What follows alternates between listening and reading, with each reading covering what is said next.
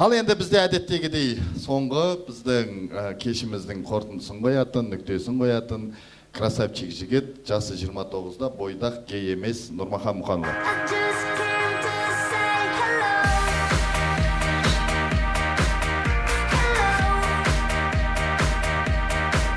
Баршаға сәлем. Я алмас айтып кеткенде мен гей емеспін. Өткен стендапта сол гей емеспін деп айтқаннан кейін маған тиісушілер көбейіп кетті. Мә, палева, гейлер туралы айтып жатыр деп. Мен айттым олар, мен сендер туралы айтып жатыр негізі деп ше. Сондықтан мен бүгін өзім жайлы айтам деп шештім. Жасым 29-да, бойдақпын, атам Нұрмахан. Ішпеймін, шекпеймін, тартпаймын, домбыра да тартпаймын. Ешқайда қыдырмаймын, жұмыстан үйге, үйден жұмысқа, ешқайда бармаймын. Сондықтан мені достарым, әріптестерім шал дейді, пенсионер дейді, коммунист дейді, кәрі қасқыр дейді, кейде Нұрпахан дейді. Маған ұнайды, Нұрпахан деген енді бір жердің бақаны болып тұрғанда жақсы ғой. Енді кейде мен енді өзім достарыма, жаңағы әріптестеріме шектен тыс лекция айтып қоямын, жаңағы өз-өзін қалай ұстау керектігін. Енді шал болмағанда не болды менде? Кейде шектен шығып кетем, бірдеңені дұрыстамай қойсам, олар маған шал кет дейді. Қазір интернетте түрлі видеолар көбейіп кетті ғой, шал кет деген. Ол маған айтылған негізі.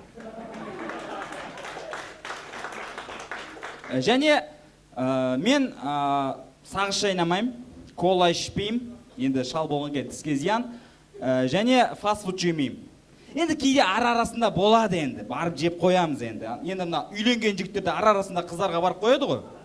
Сол сияқты мен де ара-арасында фастфуд жеп қоямын. Үйленгеннен кейін постоянно фастфуд жейтін жігіттер бар. Сосын, рахмет. Сосын мен нан жемеймін. Бірақ кейде мына узбечкаға барасың, плов центрге барасың, енді ана жер лепешкасын қалай жемейсің енді. Енді жегің келіп кетеді. Бүгінде что-то лепешка көрмей тұрмын. Лепешка жемей қайтатын сияқтымын. Және менің бір түсінбейтінім бар. Неге жігіттер қызға үйлену туралы ұсыныс жасайды? Мен түсінбеймін оны. Меніңше үйлену туралы ұсынысты жігіт қыздың ата-анасына жасау керек. Өйткені қыз соныкі ғой. Қыздың ата-анасын романтикалық кешке шақыру керек, шармен ұшыру керек, крышаға шығару керек, флешмоб жасау керек қыздың ата-анасы үшін. Егер осы әрекеттерің сенің қыздың ата-анасына ұнаса, демек қыз сенікі. Дәл солай, егер қыз бір жігітке күйеуге тигізсе, ол жігіттің үйіне барып, ата-анасын тамақ істеп берсін, үйін жинап берсін, кірін жуып берсін. Сол кезде нағыз келін болады. Сосын мен тағы бір түсінбейтінім, әлеуметтік желіде өзін мақтаған бір постты, твитті, репост жасау.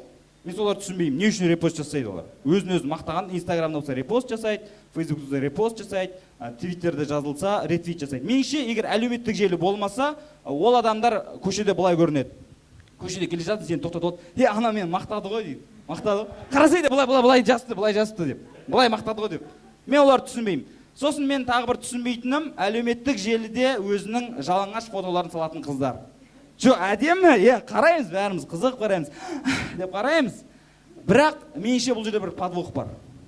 Өз-өзіне сенімді қыздар ондай фото салмайды. Мына қызда бір жұмбақ болу керек дейді ғой, меніңше сол жұмбақ сол фото салуы. Ол бірдеңені жасырып тұр, өздеріне сенімсіз. Сосын дәл сондай фото салатын жігіттер бар. Жартылай жалаңаш фотосын салады. Олар да өздеріне сенімсіз. Мен өзіме сенімдім, мен ондай фото салмаймын. Мен сенімдім өзіме. Сосын қазір жер туралы айту мейнстрим болып кетті ғой. Мен де айтайын. Жер енді ана ғой, Қазақстан жер вообще мама. Кезінде білесіздер ме, аналарымыз былай айтатын, егер біз бірдеңе әперсек, ақша жоқ дейді. Жоқ, әперші енді десең. Онда мен сатыңдар дейді ғой. Просто біз ол кезде сату туралы ойламағанбыз ғой. Қазір нормальный клиент шығып тұрды, содан кейін ойланып қалдық. Сосын кезінде бала кезде айтатын едік, ақ қудатпа, досың сатпа деп. Ал мен жоғардағылар айтамын. Ақ қудатпаңдар, жерді сатпаңдар. Рахмет, Нұрмахан Мұханұлы.